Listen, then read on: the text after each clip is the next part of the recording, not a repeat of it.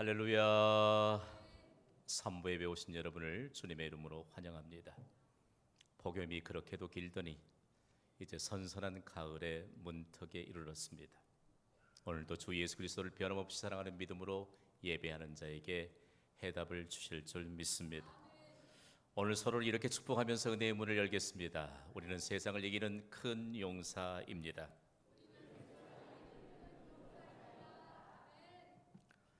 현 시대의 미국을 대표하는 탁월한 개혁주의 신학자인 마이클 호튼이라고 하는 사람이 쓴 오디너리라고 하는 책이 있습니다.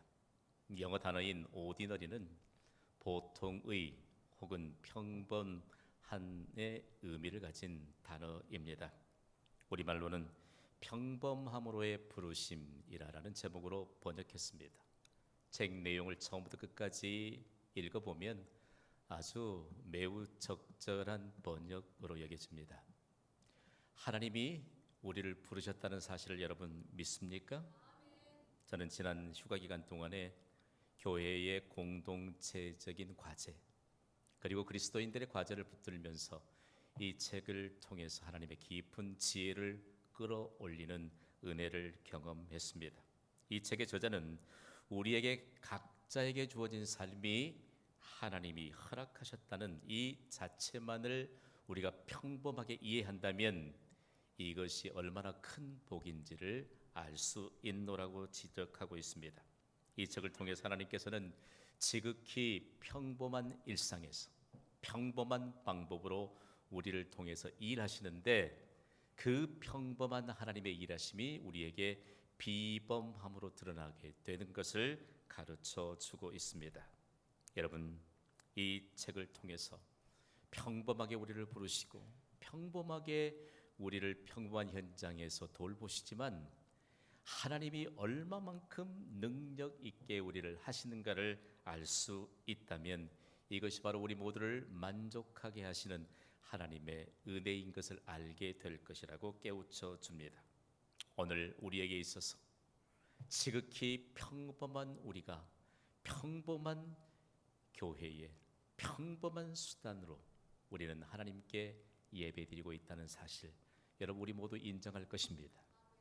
그렇다고 여러분 우리의 평범한 예배의 결과는 결코 평범한 것이라고 여러분이 생각해서는 안 됩니다. 예배의 이 개념이 식상해지기 쉬운 위험한 생각이 바로 이것입니다. 다시 한번 정리합니다. 평범한 사람들이 평범한 교회에서 평범한 예배의 수단으로 하나님께 예배하리지만 이 예배의 결과는 놀라운 하나님의 능력이 우리 모두에게 임하게 될 줄 믿으시기 바랍니다. 예배의 중요성입니다. 예배의 필요성입니다. 왜냐하면 우리의 예배를 받으시는 분은 능력자이시요 그리고 이 세상의 모든 문제들을 해결할 수 있는 해답을 가지신 분이시기 때문입니다. 그래서 현대의 그리스도인들의 위험함을 하나 깨뜨려주고 있습니다. 누군가 우리의 눈에 조금 비범하게 특별하게 사용되면 저 사람은 복받은 사람이다 이렇게 생각한다면 여러분은 하나님이 여러분에게 평범함을 통해서 주실 은혜의 기회를 사실상 다른 사람에게 다 넘겨주는 경우가 되고 만다는 사실입니다. 오늘 우리에게 있어서 하나님이 주시는 이 은혜의 말씀을 마음판에 새기셔야 합니다. 평범한 우리를 부르셔서 하나님이 우리에게 하나님의 큰 일을 이루도록 하나님의 큰 용사로 우리를 부르셨다는 사실이 오늘 우리 예배와 우리의 일상을 통해서 증거되게 되는 놀라운 은혜가 있을 줄 믿습니다. 이것이 바로 하나님의 보장입니다. 하나님은요 우리 사람들을 부르시는데 우리가 이해할 수 없는 방법으로 부르세요. 너무 소심하고 너무 나약하고 그리고 지극히 평범한 우리 개개인을 부르시면서 하나님이 이런 평범한 부르심 속에서 얼마만큼 우리에게 큰 인생을 살게 하는가를 오늘 본문이 가르쳐 주고 있습니다. 그렇다면 어떤 현장에서 하나님이 우리를 부르실까요? 오늘은 이스라엘의 한 민족의 구원을 위해 한 사람을 부르시는데 그 한 사람을 부르시는 현장을 우리에게 보여주십니다. 그런데 그 현장이 너무나도 안타까운 현실인 것을 알게 됩니다. 오늘 본문 1절을 우리 함께 읽어보겠습니다. 시작. 이스라엘 자손이 또 여호와의 목전에 악을 행하였으므로 여호와께서 7년 동안 그들을 미디안의 손에 넘겨주시니. 아멘. 성경을 읽다 보면 이스라엘이라고 하는 이 민족이 나옵니다. 하나님이 이스라엘 백성을 선택하셔서 전 세계 모든 민족들이 하나님이 다스리는 백성이라고 그렇게 선언하셨습니다. 오늘 이 시대에 예수 그리스도를 믿고 하나님의 자녀된 우리가 이스라엘이라는 거 여러분 기억하시기를 바랍니다. 그리고 하나님이 이스라엘 자손이 또 여호와의 목전에서 악을 행하였다. 오늘 본문은 너무 슬픈 현실을 우리에게 가져다 줍니다. 여러분, 악은 선과 반대되는 개념 아니겠습니까? 하나님은 결코 악을 원치 않으십니다. 하나님이 절대 선이시기 때문입니다. 하나님은 악을 통해서 하나님의 일들을 전혀 이루지 않으신다는 말씀입니다. 그런데 우리를 슬프게 하는 현실은 이스라엘 자손이 또 여호와의 목전에서 악을 행하였다. 여호와의 목전이라고 하는 이 표현은 여호와의 눈 앞에서라고 말합니다. 여러분, 어떻게 하나님의 눈 앞에서 악을 행할 수 있을까? 여기에 히브리어에 참 묘미가 담겨져 있는 표현입니다. 여호와의 눈 앞에서 악을 행하였다는 것은 하나님을 향해 등을 돌렸다는 뜻입니다. 여러분, 누구든지 하나님으로부터 등을 돌리면 비참한 인생이 되고 맙니다. 하나님이 배경 되신 이스라엘이 하나님 없이 사는, 하나님과 원래 등을 돌리고 살았던 미디안 손에 하나님의 백성들이 철저하게 압제를 당하고 있는 이 현실을 우리에게 보여주고 있습니다. 오늘 우리의 배경 되시는 분은 전능자이신 하나님이심을 믿습니까? 오늘 우리는 이 말씀을 진정으로 믿음으로 받아야 합니다. 그렇다면 감히 하나님이 배경 되시는 이스라엘 백성들을 압제하고 있고 그들이 하나님의 도구로 지금 이스라엘 백성들을 하나님의 진노가 임하게 하고 있는데 미디안 그들은 과연 누구일까요? 여러분, 성경은 미디안 사람들이 누구인가를 가르쳐 줍니다. 이 미디안의 출생은 믿음의 조상인 아브라함의 두 번째 부인인 그드라 사이에서 출생한 사람이 바로 미디안입니다. 계속해서 미디안 자손들이 미디안 사람들로 성경에 일컫고 있는데 미디안 사람들은 이해할 수 없는 사람들입니다. 왜요? 면죽이 죽을 듯하는 사람들입니다. 어쩔 땐 이스라엘 백성들 앞에 긍정적인 영향을 끼쳤다가도 어쩔 때는 부정적인 영향을 끼칩니다. 어쩔 땐 정말 하나님 앞에 있는 것 같으나 생각할 수도 없을 만큼 하나님과 등을 돌린 그런 인생을 살았던 사람들입니다. 결국은 하나님께 등을 돌리고 산 사람을 대표하는 인생들이 되고 마는 것이지요.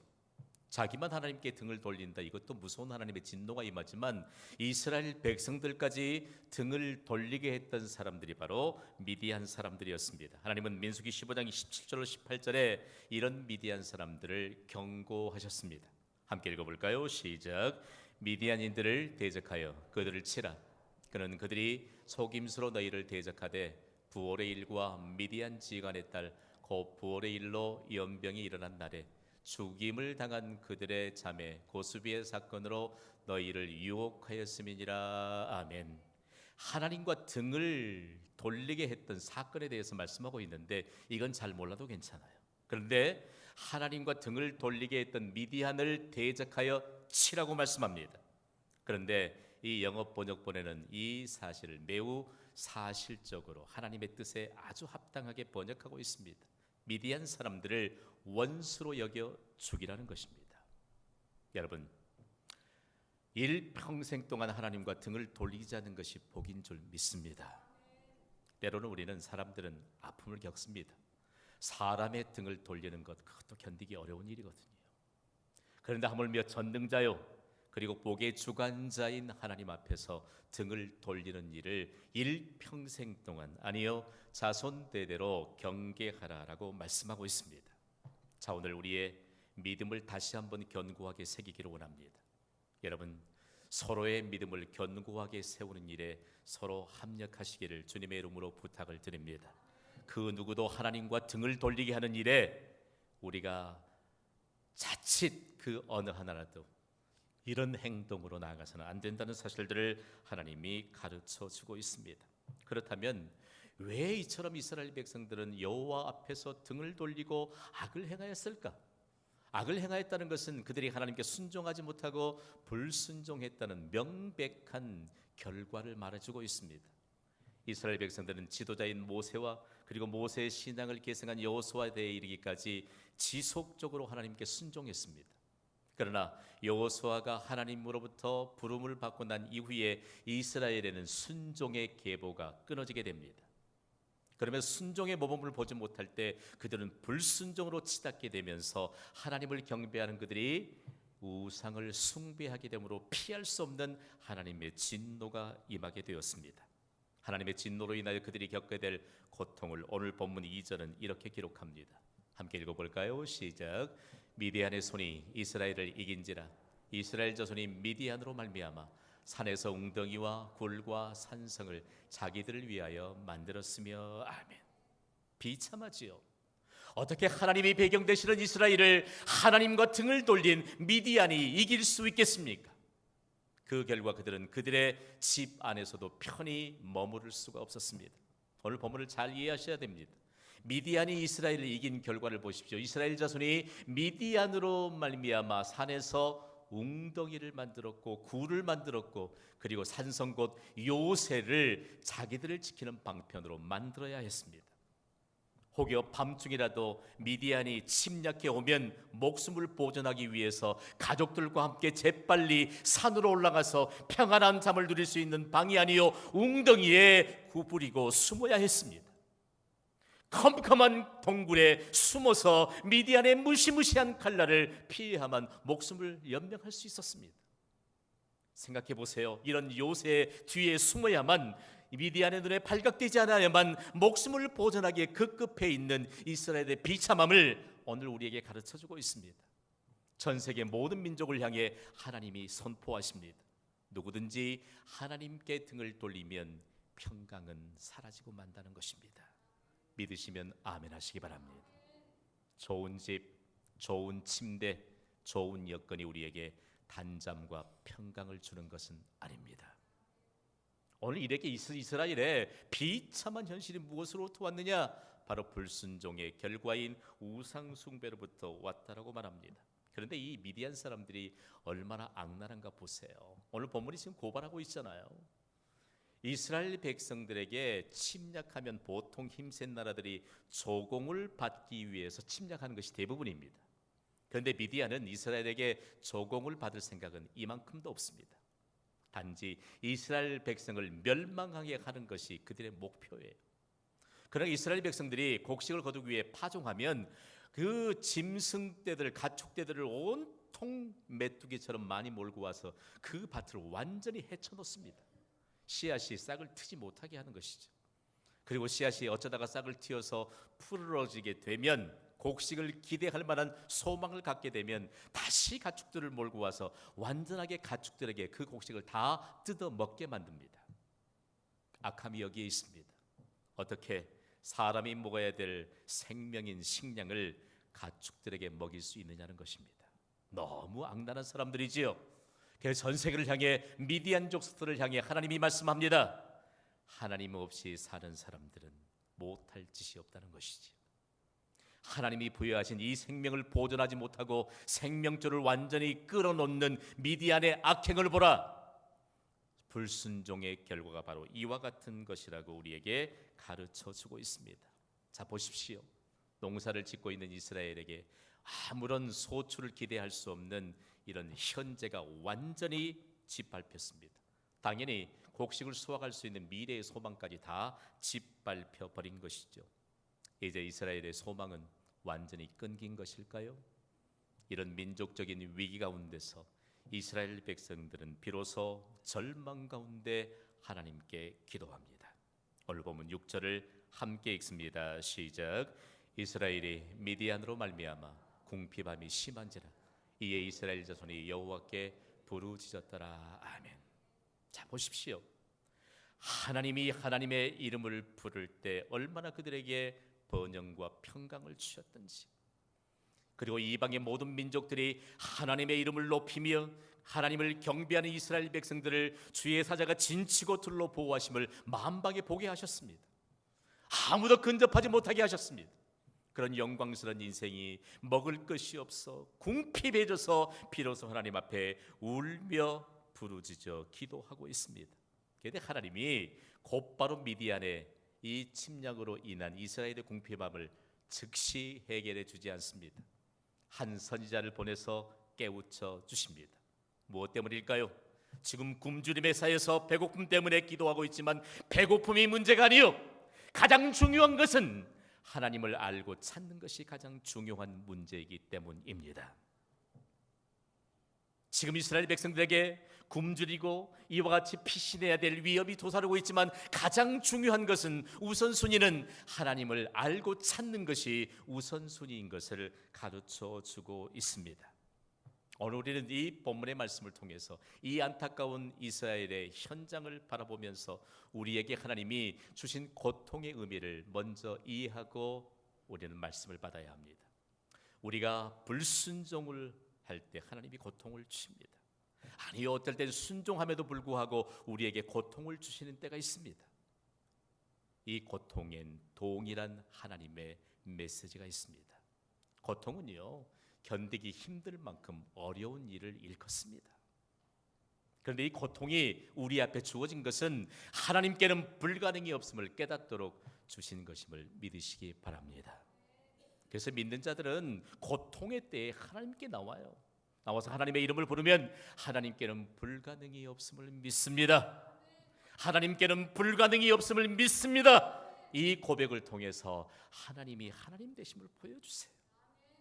자, 오늘 이 자리에 누가 불순종하고 있고 누가 순종하고 있을까? 오늘 하나님이 이걸 물으시는 게 아니고요, 내가 믿는 하나님은 누구신가? 그리고 하나님이 우리를 평범함으로 부르셨는데 이 평범함을 통해서 하나님의 큰 일을 이룰 하나님의 계획이 있다는 것을 우리에게 알게 하십니다. 만일 우리에게 하나님께 순종하지 못하고 있다면 지금 순종하는 자에게 은혜가 임할 줄 믿습니다. 다윗은 고난에 대해서 그가 왕으로 재임하신 시대에 이런 고백을 남겼습니다. 시편의 증거를 함께 읽습니다. 시작. 의인은 고난이 많으나 여호와께서 그의 모든 고난에서 건지시는도다. 아멘. 여러분, 이 예배의 자리는요, 우리 한 가지 오해를 좀 걷어내야 돼요. 우리가 됐다 싶을 만한 때 우리의 믿음이 된 거 아닙니다. 하나님은요, 우리에게 수시로 그리고 빈번하게 하나님의 약속을 또한 그리고 하나님께서 보장된 은혜를 구체적으로 나타내 주실 하나님의 전인 교회를 통해서 우리를 부르십니다. 믿으시면 아멘 하시기 바랍니다. 어찌된 일이 현대 그리스도인들은 웬만하면 교회에 좀 적게 오려고 해요. 제 표현이 잘못됐을까요? 웬만하면 하나님이 은혜를 보장해주고 있는 이 하나님의 교회를 적게 오려고 하는 이때, 이스라엘 백성들의 역사를 보면요, 왜 그들이 불순종하게 됐을까요? 그들이 약속의 땅 가나안에 들어오기 전까지 그들은 목축업을 했습니다. 그런데 가나안 땅에 들어오니까 농업을 해야 합니다. 그런데 주변의 열방의 이 민족들이 농업의 신으로 또 번영의 신으로 바알과 아세라를 섬기는 것을 보았습니다. 어느 순간에 그들의 영향을 받습니다. 하나님이 이 땅에 비를 내리신데 그리고 곡식을 거두도록 모든 조건을 다 공급해 주심에도 불구하고 이제 우리가 농업을 하게 되었으니 이 농업신인 바알과 아세라를 섬겨야 되지 않을까? 여러분 생각해 보세요. 일이 조금 바빠지셨나요? 그러면 하나님 좀 멀리 해도 된다는 위험한 생각을 가질지도 몰라요. 내가 상황이 조금 바뀌어졌나요? 그러면 그것으로 인해서 하나님을 여러분 형편대로 생각하고 있는 위험한 생각이 파고들지 몰라요. 자, 하나님은 오늘 우리에게 구원을 부르짖는 이스라엘 백성들을 통해서 구체적으로 한 사람을 부르십니다. 구원으로 인한 한 사람의 부르심의 현장이 바로 오늘 본문 12절에 기록되어 있습니다. 2절을 12절을 함께 읽습니다. 시작. 여호와의 사자가 기드온에게 나타나 이르되 큰 용사여 여호와께서 너와 함께 계시도다. 아멘. 자, 우리가 성경 상식으로 보면 기드온은 영웅 중에 영웅입니다. 기드온의 이름을 따라서 얼마나 하나님의 영광스러운 능력을 증거하기 위해 기념하고 있는 이름인지 몰라요. 그러나 여러분, 이 기드온을 하나님께서 처음 부를 때 하나님의 음성을 들으시기를 바랍니다. 구약의 원문인 히브리어에도, 그리고 대부분의 영어 번역본에는 우리 한글과는 다른 순서로 부르고 있습니다. 하나님이 함께 하시는 큰 용사여. 함께 선포하겠습니다. 하나님이 함께 하시는 큰 용사여. 어찌된 영문인지 우리 한글 번역본에는 큰 용사부터 부르고 있습니다. 아닙니다. 하나님이 함께 하시는 큰 용사여. 기드온이 원래부터 컸을까요? 그렇지 않아요. 11절에 보면 기드온이 어떤 사람인가를 우리 알 수 있습니다. 11절을 함께 읽습니다. 시작. 여호와의 사자가 아비에셀 사람 요아스에게 속한 오브라에 이르러 상수리 나무 아래에 앉으니라. 마침 요아스의 아들 기드온이 미디안 사람에게 알리지 아니하려 하여 밀을 포도주 틀에서 타작하더니. 아멘. 자, 포도주 틀은 밀을 타작하는 곳이 아닙니다. 그래서 이 부르심을 받기 전에 기드온은 매우 소심한 자였습니다. 자기 자신만을 위해 사는 자였습니다. 왜요? 포도주 틀은 포도 열매를 그곳에 부어놓고 발로 짓이겨서 포도즙을 얻는 틀을 말합니다. 사면이 바닥이 바위로 돼 있고 바닥도 바위로 잘 다듬어 놓았기 때문에 여기에 포도알을 넣고 발로 짓이기면 포도즙이 포도 탱크로 흘러가게 만들어 놓은 것이 포도주 틀입니다. 깊이가요 1m 20에서 1m 30cm 정도입니다. 자, 당시에 이스라엘 백성들의 남성들의 보통 키가 140cm에서 160cm였습니다. 그러면 기드온이 150cm만 됐다고 해도 거기에 밀을 넣고 거기에서 미디안 사람들에게 발각되면 빼앗길까 봐 들키지 않기 위해서 얼마만큼 몸을 숙여야 밀을 타작할 수 있겠습니까? 민족적인 위기 때 혼자만 그래도 그 밀가부로서 먹고 살겠다고, 민족적인 위기의 때에 가장 중요한 것 하나님 앞에 순종해야 됨에도 불구하고 자기가 얻은 그 소득 다른 사람에게까지 숨겨가면서 혼자만 포도주 틀에서 곡식을 수확하고 있는 이 소심한 사람이 기드온이었습니다. 자, 우리가 언제 하나님의 부르심을 받았습니까? 부르심을 받기 전에는 사실 나 혼자만의 삶을, 내 가족만의 삶을 우리에게 이웃이 보여지던 때가 언제였습니까? 광주광역시의 복음화를 위해 관심을 갖고 우리가 기도할 때가 언제였습니까? 세계의 복음화와 민족의 복음화를 위해 우리가 하나님 앞에 부르짖으며 호소할 때가 어디 있습니까? 오늘 본문은 우리의 순서를 바꾸어야 된다는 사실들을 가르쳐주고 있습니다. 내 민족의 살 길을 위해 부르짖어 기도하기 전 우리가 우리의 이웃을 위해, 광주광역 시민을 위해, 이 나라와 민족을 위해, 그리고 세계 복음화를 위해 기도하면서 영화로운 하나님의 복을 누려야 될 너희였느니라. 그런데 미디안에게 침략을 당해서 꼼짝 못하고 7년 동안 압제하고 있는 이 비참한 모습들을 보여주면서 기드온이 큰 용사가 아니요, 그는 너무 소심한 사람이요, 그럼에도 불구하고 하나님이 함께 하시는 큰 용사여라고 하나님이 부르십니다.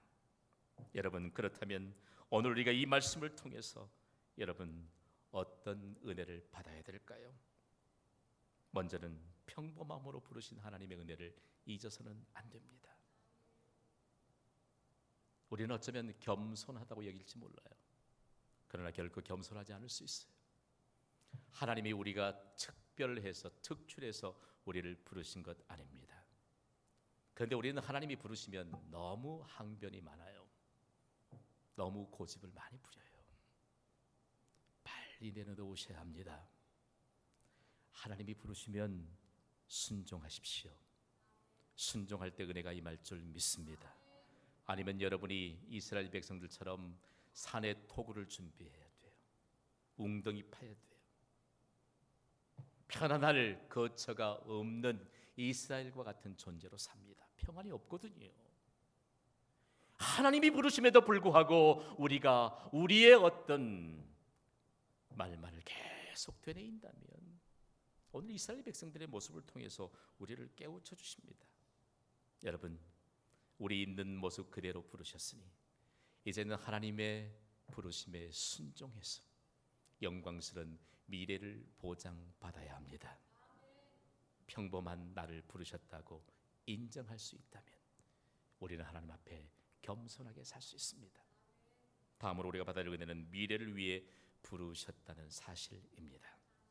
여러분, 지금은 우리가 평범하고 나약하고 너무 소심한 기도원과 같은 사람이지만 하나님이 함께 계심으로 큰 용서를 우리를 부르셨습니다. 이게 미래를 위한 부르심인데 우리나라 말에는 미래는 먼 훗날을 생각하기에 십상입니다. 한번 따라하겠습니다. 현재가 곧 미래입니다. 자, 보십시오. 우리가 하나님의 부르심 앞에 순종하지 않고 보장된 미래를 기대할 수 있습니까? 오늘 하나님 앞에 순종하지 않는데 보장된 내일을 우리가 기대할 수 있습니까? 하나님이 지금 우리를 평범하게 부르셨지만 하나님은 미래를 향해 우리에게 부르셨습니다. 어떤 분들은 겸손하게 이렇게 고백하기도 합니다. 아직 믿은 지가 얼마 되지 않았어요. 아직은 부족한 게 많았어요. 아직은 믿음이 부족했어요. 아직은 준비가 되지 않았어요. 아직은 제가 좀 바쁘거든요. 여러분, 지금이 바로 하나님의 부르심 앞에 영광스러운 미래를 준비해야 될 바로 절호의 기회인 것을 여러분 믿으시기를 바랍니다. 지금 순종의 자리로 올라서야 합니다. 지금 즉시로 순종의 자리로 올라서야 합니다. 저는 여러 언어를 공부하면서 우리나라 말처럼 어쩔 땐 좀 애매모호할 때가 많아요. 마치 우리말 하듯이 영어를 구사하면 영어권 있는 사람들은 웃어요. 왜요? 과거와 현재와 미래를 너무 구별하지 못하고 그렇게 해도 그냥 표현될 수 있는 우리나라 법에 대한 이 어법에 대한 것이 그대로 우리 삶에서 드러나요. 생각해 보십시오. 현재가 곧 미래인 것 여러분 믿으시기 바랍니다.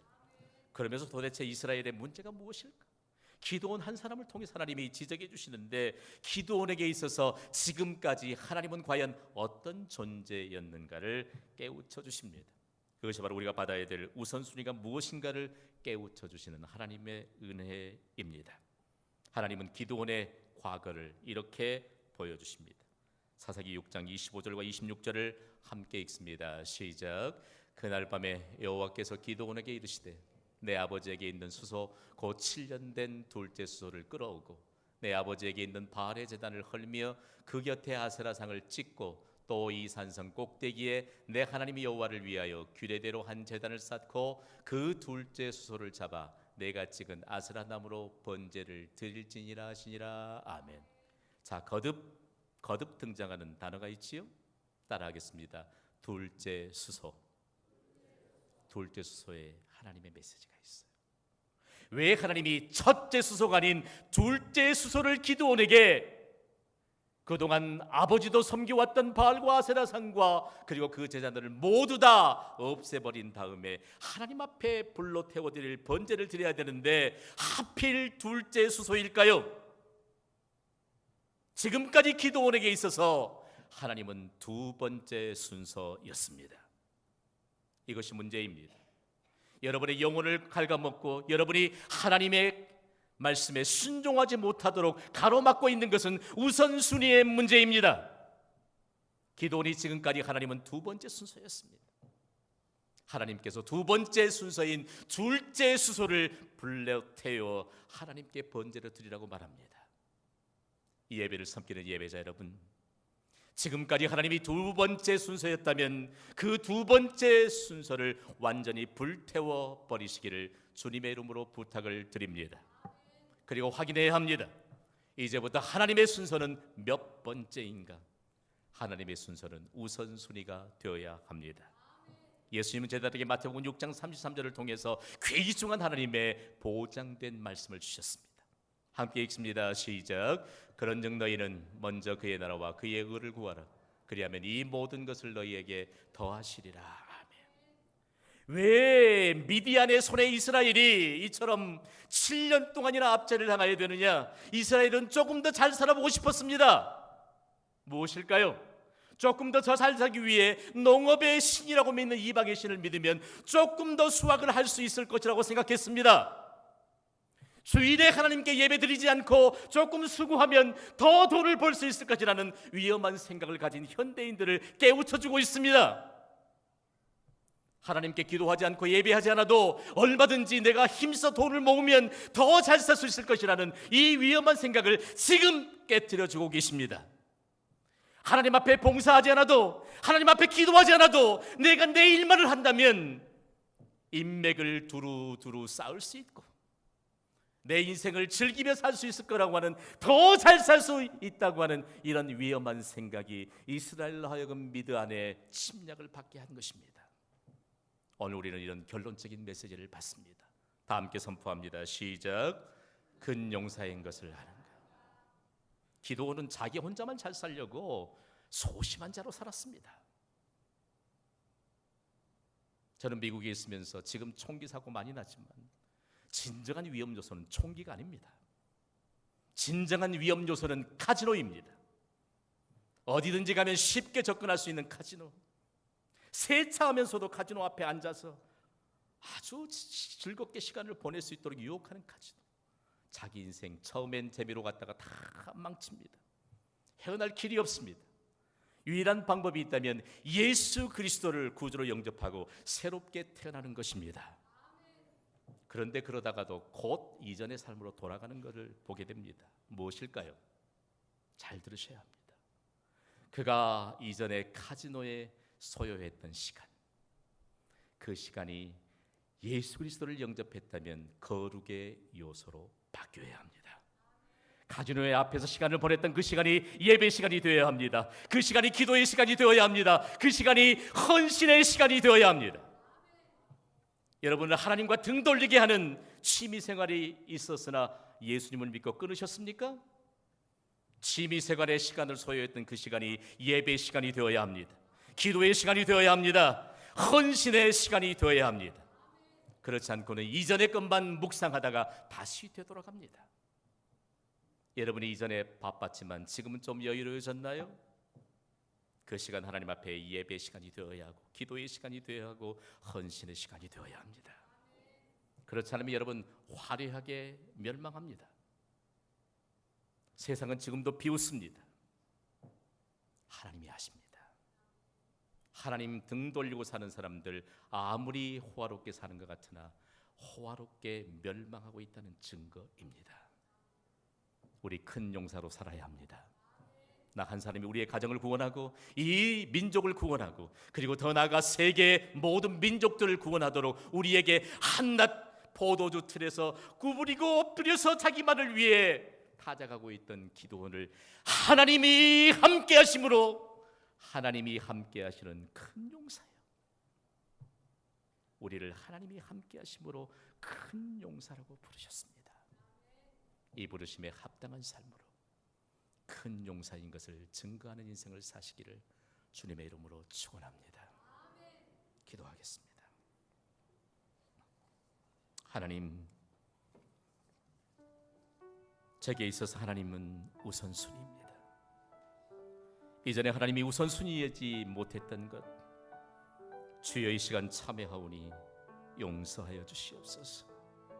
화려하게 멸망해가는 저 하나님과 등 돌린 자들을 동경했던 것 주여 용서하여 주시옵소서. 이제 주님 앞에 간구하오니 주여 일평생 동안 나의 우선순위는 하나님임을 고백하게 하여 주시옵소서. 잠시 기도하겠습니다.